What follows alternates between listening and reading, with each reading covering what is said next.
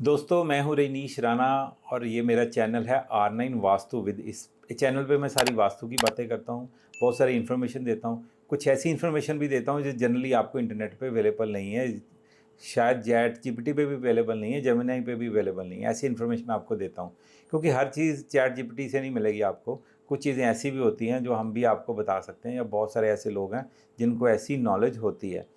तो अभी मैं क्या कर रहा हूँ, अभी मिथ बस्ट कर रहे हैं हम, ऐसी चीज़ें जिसके बारे में लोगों को नॉलेज कम है या लोगों को कोई मिसलीडिंग इन्फॉर्मेशन है, उसको हम बस्ट कर रहे हैं। तो आज मैं अभी जो डिस्कशन करेंगे तो 3 डायरेक्शन के बारे में बात करेंगे। एक डायरेक्शन रहेगी साउथ ईस्ट, एक डायरेक्शन रहेगी साउथ वेस्ट और तीसरी डायरेक्शन रहेगी नॉर्थ वेस्ट। सबसे पहले द मोस्ट इंपॉर्टेंट डायरेक्शन है साउथ वेस्ट। अब मिथ ये है कि घर के मालिक को, घर का जो ऑनर है, घर को जो कंट्रोल करने वाला पर्सन है, उसको साउथ वेस्ट में बेडरूम देना चाहिए। बहुत अच्छी बात है, इसमें कोई शक नहीं है कि जो घर का ऑनर है उसको साउथ वेस्ट में मास्टर बेडरूम देना चाहिए।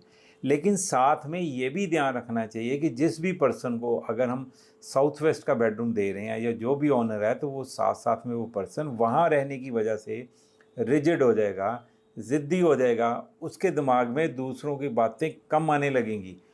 अब क्यों कम आने लगेगी? क्योंकि ऐसी जगह पे बैठकर, जो साउथ वेस्ट है, जो स्टेबिलिटी का ज़ोन है, जो अर्थ एलिमेंट है, जब भी वहाँ पे कोई पर्सन बहुत ज़्यादा समय बिताएगा, वहाँ पे सोएगा, तो वो नो डाउट सबको कंट्रोल तो करेगा ही करेगा, साथ में अपनी बातों को लेकर अड़ियल हो जाता है। अब कोई अगर ये बोले कि अगर अड़ियल हो जाता है तो फिर ऑनर को कौन सा बेडरूम दिया जाए? तो मेरी नज़र में या मेरे गुरुओं की नज़र में जो मैंने सीखा है, कहते हैं सबसे अच्छा बेडरूम जो ऑनर को होता है वो साउथ का देना चाहिए। क्योंकि जनरली ऑनर वही होता है जिसकी एज जो होती है वो या तो 40 प्लस होती है, 50 प्लस होती है, 60 प्लस होती है। मीन्स उसकी एज ऐसी होती है जिस टाइम पे उसको नींद अच्छी चाहिए होती है, और साउथ में नींद सबसे अच्छी आती है। और ऐसे पर्सन को साउथ में अगर हम वो जगह देते हैं, एक तो वो सारा दिन एनर्जेटिक रहता है, और जो सबसे बड़ी बात मैंने बोली, वो बंदा जिद्दी भी नहीं होता और दूसरों की बातें भी समझ में आती हैं। साउथ वेस्ट में रहने वाले पर्सन को कुछ बेनिफिट्स भी होते हैं।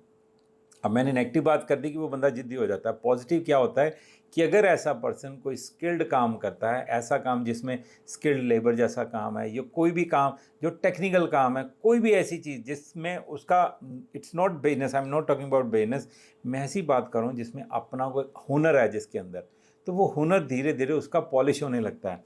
तो इसीलिए साउथ वेस्ट में पुराने ज़माने में हम हथियार रखते थे, औजार रखते थे, इंस्ट्रूमेंट्स रखते थे। भगवान श्री विश्वकर्मा जी की फ़ोटो लगाते थे, जिन्होंने पूरी सृष्टि को रचा है। वो इसीलिए लगाते थे, ये सिंबल होता था कि वहाँ पे रखने से हमें वो जो आर्ट है, वो जो टैलेंट है हमारा, वो धीरे धीरे पॉलिश होना शुरू हो जाता है। इसको हम इस तरह से यूज़ कर सकते हैं कि एग्जैक्ट साउथ वेस्ट में ना सुलाकर उस पर्सन को हम या तो WSW में सुला सकते हैं, या हम उसको साउथ में सुला सकते हैं। साउथ वेस्ट में तो बिल्कुल भी नहीं। गलती से भी ये ना करना कि साउथ वेस्ट से थोड़ा सा मूव करके हमने उस पर्सन को साउथ वेस्ट में सुला दिया और वो पर्सन अंदर से पूरी तरह से ख़त्म हो जाएगा। क्योंकि साउथ वेस्ट वो जगह होती है जिसको हमने, आप ये समझ लीजिए कि अगर किसी इंसान को पूरी ज़िंदगी के लिए अपनी लाइफ से निकालना है, या किसी इंसान को ज़िंदगी में ख़त्म ही कर देना है, तो उस पर्सन को हम साउथ वेस्ट में बिठा देते हैं। वो बंदा धीरे धीरे अपने आप अपने अंदर से ही ख़त्म होना शुरू हो जाता है। उसको लगता है उसकी लाइफ ही वर्थलेस है। तो साउथ वेस्ट को अवॉइड करना है, और आपको या तो साउथ को यूज़ करना है उस ऑनर के लिए, या WSW को यूज़ करना है। तो साउथ वेस्ट को थोड़ा सा अवॉइड करें। बड़ी कॉन्ट्राडिक्शन स्टेटमेंट दे रहा हूँ, बहुत सारे लोग मेरी इस बात से डिसएग्री करेंगे, क्योंकि मैं इस चीज़ को मानता हूँ कि जब घर के अंदर अगर 8-10 लोग रह रहे हैं, 6-8 लोग रह रहे हैं, अगर उनके बीच में एक पर्सन जो पूरे घर को कंट्रोल भी कर रहा है, लेकिन अगर कोई बात उससे करने के लिए, कोई डिस्कशन करने के लिए कोई पर्सन आता है, वो उसकी बात सुन ही नहीं रहा, उसके भेजे में बात ही नहीं घुस रही, तो ऐसा पर्सन साउथ वेस्ट में रहने वाला पर्सन होता है। और कुंडली में कहीं उस पर्सन की कुंडली में अगर ऐसा कम्बिनेशन बन गया कि एक ही घर में उसका सूरज यानी सन एंड जुपिटर यानी बृहस्पति, अगर दोनों प्लैनेट की युति है, तो ऐसे पर्सन को तो गलती से भी साउथ वेस्ट का रूम बिल्कुल ना दें, क्योंकि वो पहले से ज़िद्दी है, वो और ज़्यादा ज़िद्दी और अड़ियल हो जाएगा। तो साउथ वेस्ट के लिए इतना ही, क्योंकि इसमें सिर्फ मैं मिथ बस्ट कर रहा हूँ, मैं ज़्यादा डिटेल में बात नहीं कर रहा हूँ। अब इसके बाद बात करेंगे नॉर्थ वेस्ट। नॉर्थ वेस्ट की एंट्री या नॉर्थ वेस्ट के डायरेक्शन के बारे में बोला जाता है कि अगर वहाँ की एंट्री, अगर आपकी एंट्री ख़राब है, या वहाँ का जोन कटा हुआ है, या वहाँ का जोन बढ़ा हुआ है, तो जनरली ऐसे लोगों के ट्रैवल में प्रॉब्लम आती है, कोर्ट केसेस में प्रॉब्लम आती है। दोस्तों ये प्रॉब्लम तो चलो आती है, लेकिन इसके अलावा कौन कौन सी प्रॉब्लम आती है, इसके अलावा आपकी मदर के साथ रिलेटेड भी जो इशू होते हैं, जैसे उनके साथ रिलेशनशिप हैं वो अच्छे नहीं होंगे। इसके अलावा आपको कफ एंड कोल्ड की प्रॉब्लम भी आएगी। अगर आपका नॉर्थ वेस्ट किसी तरीके से बहुत ज़्यादा ख़राब है तो आपको हार्मोन इम्बैलेंस की प्रॉब्लम भी आती है। और फीमेल्स को तो इरेगुलर पीरियड्स, फीमेल्स को तो इरेगुलर पीरियड्स की प्रॉब्लम भी आती है। या कह लीजिए कि ऐसी फीमेल्स जिनके पीरियड्स एब्सेंट होते हैं, आप उनका घर चेक करें, आपको उनके घर के नॉर्थ वेस्ट में कोई ना कोई मेजर खराबी मिलेगी, या तो कटा हुआ ही मिलेगा या मेजर खराबी होगी। या आप कह लीजिए कि अगर फीमेल्स में जनरली स्टोन्स की प्रॉब्लम आती है, जिसको हम पत्थरी बोलते हैं, तो उसको भी हम नॉर्थ वेस्ट से ही देखते हैं। और अगर किसी पर्सन की रात की नींद खराब हो चुकी है, रात की नींद वो खो चुका है, उसको रात को नींद आने में प्रॉब्लम आ रही है, इंसोम्निया की प्रॉब्लम है, तो उसको भी हम नॉर्थ वेस्ट डायरेक्शन से ही देखते हैं। मींस नॉर्थ वेस्ट डायरेक्शन का कटा हुआ होना, बड़ा हुआ होना, वहाँ पे टॉयलेट का होना, टॉयलेट सीट का होना, तो ये सारी चीज़ें उसको, उसकी नेगेटिविटी को बढ़ा देती हैं। और जो चीज़ें मैंने अभी आपको बताई वो सारी चीज़ें होने के चांसेस होते हैं।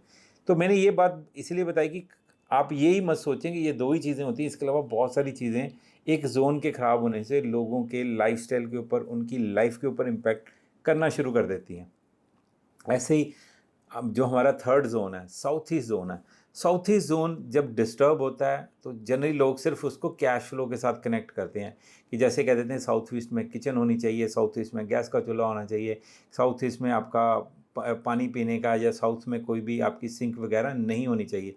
बस ये दो तीन चीज़ों के साथ हम कनेक्ट करते हैं। जैसे किसी की फाइनेंशियल कंडीशन बहुत ज़्यादा ख़राब हो गई है, या कह लीजिए कि वो पर्सन बैंकरप्ट होना शुरू हो गया, तो ऐसा पर्सन जो बैंकरप्ट हो रहा है उसको हम साउथ ईस्ट से देखते हैं। ये तो बस इतनी सी बात होगी। लेकिन साउथ ईस्ट से हम बहुत सारी और चीज़ें भी देखते हैं। कौन कौन सी चीज़ें? अगर घर में आई हुई बहू खुश नहीं है, किसी न किसी वजह से घर वालों के साथ नाराज़ है, अपने ससुराल पक्ष से नाराज़ है, तो इसका मतलब ये कि उसका घर का साउथ ईस्ट अच्छा नहीं है। इसके अलावा घर के साउथ ईस्ट के दोष होने से आप ये भी चीज़ नोट करेंगे कि जो पर्सन घर में रह रहा है, अगर वो लड़का है या लड़की है, उसके जो लव अफेयर अगर कोई चल रहा है तो उसमें भी प्रॉब्लम्स आती हैं, उसमें भी इश्यूज़ आते हैं। अगर कोई पर्सन गाड़ी चलाता है या स्कूटर चलाता है, वो बार बार ख़राब होता है, उसको ये नहीं समझ में आता मैंने आज ठीक करवाया, कल ठीक करवाया, फिर से खराबी कैसे आ गई।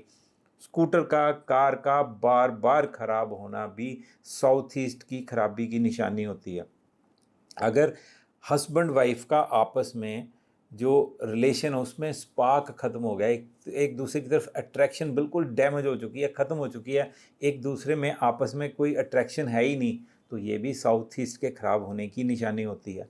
अगर घर की औरतों को अच्छे कपड़े पहनने का शौक़ ख़त्म हो चुका, उनको सजने संवरने का शौक़ ही ख़त्म हो गया, मेकअप करने का शौक़ ख़त्म हो चुका है, तो इसका मतलब है आपके घर का साउथ ईस्ट यानी कि शुक्र का कोना खराब है, इसी वजह से ऐसा हो रहा है। अगर किसी को घर में डायबिटीज़ है और साथ में उसको यूरिन रिलेटेड भी प्रॉब्लम है, उसको यूट्रस रिलेटेड प्रॉब्लम्स भी हो सकती हैं फीमेल्स को, मतलब ये भी प्रॉब्लम देखी गई है। और जो मेल चाइल्ड हैं उनकी शादी में अगर डिले हो रहा है तो उसको भी साउथ ईस्ट डायरेक्शन से ही हम देखते हैं। तो मैंने फिर से बता रहा हूँ, घर में अगर मेल चाइल्ड का मैरिज का इशू हो रहा है उसको भी साउथ ईस्ट से देखेंगे।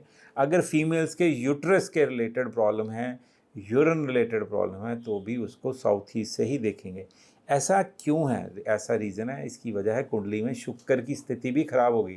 क्योंकि जब घर में शुक्र यानी कि साउथ ईस्ट का जोन खराब है, मीन्स शुक्र से रिलेटेड चीज़ें, जैसे यूट्रस बोला गया, यूरिन से इन्फेक्शन, यूरिन से रिलेटेड कोई ना कोई प्रॉब्लम, तो ये सारी चीज़ें भी साथ में ख़राब होगी। इसका मतलब खाली यही नहीं है कि साउथ ईस्ट ख़राब है तो आप कैश फ्लो को पकड़ के बैठ जाओ कि लो जी कैश फ्लो ख़राब होगा, या उस घर में खाना जो अच्छा नहीं बन रहा होगा। ऐसा नहीं है, साउथ ईस्ट की खराबी बहुत सारी चीज़ों को ही खराबी के बारे में बताता है। वो खाली यही नहीं कि आपका बैंक बैलेंस ख़राब हो गया, आपने लोन्स लिए थे वो टाइम पे किस्तें नहीं दे पा रहे, या आपने लोन्स ले ली हैं उसकी किस्तें टाइम पे आप उतार ही नहीं पा रहे हो। तो अगर नॉर्थ वेस्ट ख़राब होता उसमें तो ऐसा होता ना कि आपको लोन ही नहीं मिलते हैं। तो नॉर्थ वेस्ट का ठीक होने से लोन तो मिल गए, लेकिन अगर आप किस्तें नहीं दे पा रहे हैं यानी साउथ ईस्ट ख़राब है, आपके पास कैश फ्लो आ ही नहीं रहा। तो ये थी बेसिक चीज़। और जो मैंने बाकी चीज़ें बताई इनको नोट डाउन करें, क्योंकि जो भी चीज़ें मैं बताता हूँ ये वर्थ नोट डाउन है, इनको नोट डाउन करना ज़रूरी है, क्योंकि लाइफ में कोई ना कोई ऐसे इंसिडेंट्स होते हैं जिनकी वजह से ये सारी चीज़ें हमें कनेक्ट होती हैं। जब भी आपको भी इन चीज़ों के साथ अगर आपको लगे कि आपके साथ ऐसा कुछ हो रहा है, आपके जानकार के साथ ऐसा कुछ हो रहा है, आपके अपने किसी के घर में ऐसा कुछ हो रहा है, आप इन चीज़ों को कनेक्ट करके देखें। अगर ऐसा कोई दोष है तो उनके वो ये जोन्स जो मैंने बताए हैं, जैसे साउथ ईस्ट की मैंने बात करी, साउथ वेस्ट की बात करी और नॉर्थ वेस्ट की बात करी, उन तीनों को ठीक करके हम अच्छे रिजल्ट्स ले सकते हैं। वास्तु इसीलिए तो होता है, अगर डायबिटीज़ की प्रॉब्लम आ गई है साउथ ईस्ट के ख़राब होने से, अगर वो हेरिडिटरी भी है तो भी वास्तु के थ्रू हम उसको ठीक करके उस डायबिटीज़ को काफ़ी हद तक कंट्रोल कर सकते हैं। डेफिनेटली मेडिसिन तो साथ में काम करेंगी, लेकिन मेडिसिन के साथ साथ जब वास्तु काम करता है तो रिजल्ट्स जो होते हैं वो मच फास्टर स्पीड से आपको आते हैं। तो इसीलिए कहते हैं कि वास्तु का दुरुस्त होना बहुत अच्छी बात होती है, क्योंकि वास्तु यानी जहाँ तू वास करता है, जहाँ पे तू वास करता है, अगर वो बिल्कुल अगर 5 एलिमेंट्स के सर्कल के हिसाब से, उनकी ओरिएंटेशन के हिसाब से अगर आपने सेटिंग कर रखी है तो आपको बहुत कम प्रॉब्लम्स आएंगी। ये चीज़ें आजमाई हुई हैं और ये चीज़ें ट्राइड एंड टेस्टेड हैं। इसके अलावा इस वीडियो में इतनी बात थी, ज़्यादा मैं स्ट्रेच नहीं करूँगा। अगर आपने मेरे चैनल को अभी तक सब्सक्राइब नहीं किया तो डेफ़िनेटली आपको सब्सक्राइब कर लेना चाहिए, क्योंकि मैं जो भी इन्फॉर्मेशन देता हूँ कोशिश करता हूँ वो इन्फॉर्मेशन दूँ जो जनरली पब्लिक ने कभी ना तो वो चीज़ें सुनी हो, ना उनको उसके बारे में पता है। अगर ऐसी इन्फॉर्मेशन आपको फ्री में मिल रही है तो 8-10 मिनट की मेरी वीडियो होती है, आपको सुन लेनी चाहिए। कभी कभी मैं डालता हूँ, तो चैनल को शेयर एंड सब्सक्राइब कर लें। आपके लिए ये चीज़ें मज़ेदार भी होंगी। मैं बहुत एक्साइटेड चीज़ें बनाता हूँ, इंस्टाग्राम पे भी छोटी-छोटी रील्स डालता हूँ, आप उसको भी फॉलो कर सकते हैं। बाकी नेक्स्ट वीडियो में मैं और मिथ आपको क्लैरिटी लेकर आऊँगा कि और कौन-कौन से मिथ्स हैं जिनके बारे में लोगों को नॉलेज नहीं है। तो उन मिथ्स की क्लैरिटी करेंगे और उन मिथ्स को हम बस्ट करेंगे। तो अभी तक के लिए इस वीडियो में इतना ही, तो वेट कीजिए नेक्स्ट वीडियो के लिए। तब तक के लिए दोस्तों, जय श्री विष्णु।